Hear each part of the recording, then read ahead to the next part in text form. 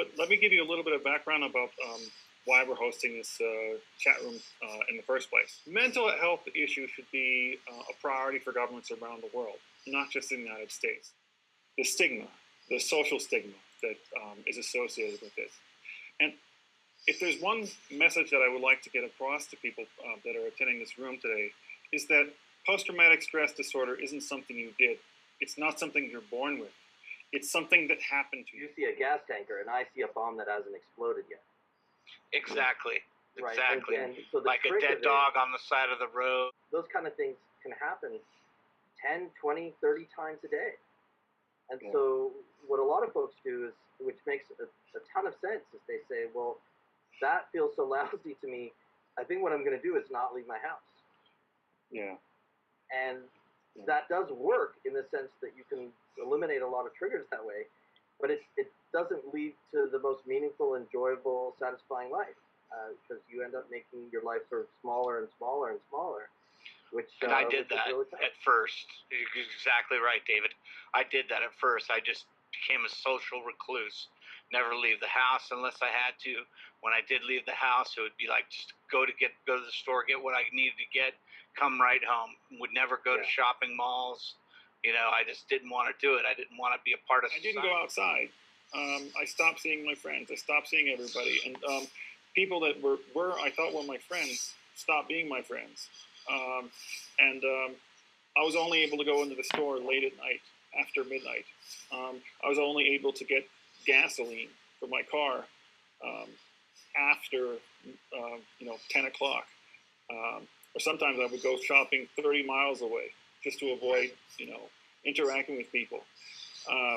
So it is an absolutely torturous experience. The one thing I can say is that a lot of veterans, the Army teaches you,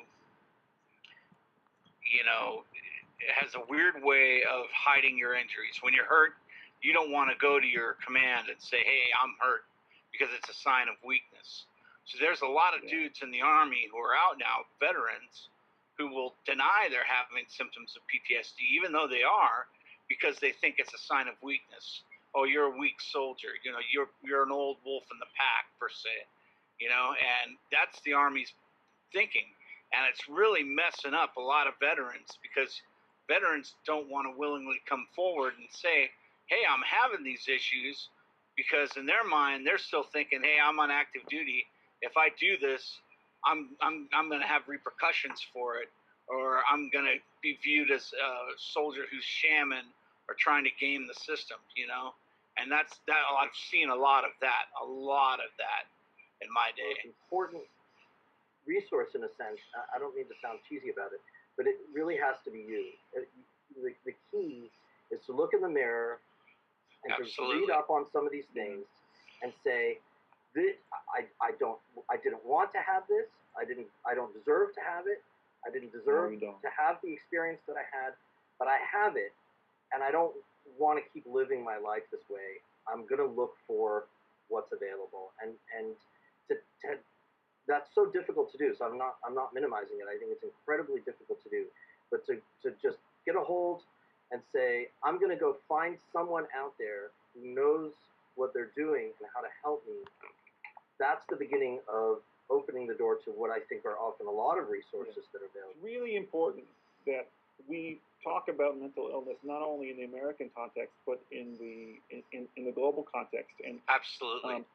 It's really important that the United Nations and the world we want are hosting this conversation, and that we know that mental health needs to be a part of the conversation.